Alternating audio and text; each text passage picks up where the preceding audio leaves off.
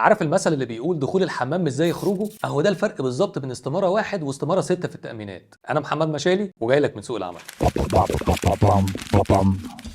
صديقي الموظف، مهم جدا تبقى عارف الفرق بين الاستمارات دي والهدف منها وانت بتمضي عليها. اول استماره مهم تعرفها هي استماره 1، ودي استماره بتقدمها الشركه للتأمينات الاجتماعيه في حاله تعيينك كموظف او عامل، ودي بتكون شامله اجر العامل وتاريخ بدء الاشتراك اللي هو تاريخ تعيينك في الشركه، ودي الاتش ار لازم يقدمها للتأمينات بحد اقصى اسبوعين من تاريخ تعيين الموظف. تاخد بالك كويس وانت بتمضي من موضوع التواريخ، عشان في ولاد حلال بيمضوا الموظفين من غير ما يكتبوا تواريخ ويتاخروا انهم يبعتوها للتأمينات، وده هيفرق معاك انت في مدد التأمين. ولو عاوز تطمن اكتر تقدر تستعلم من موقع مصر الرقميه عن كل حاجه لها دعوه بتأميناتك، وده كنا عملنا فيديو عنه قبل كده تقدر ترجع له. طب ايه حكايه بقى استماره 6؟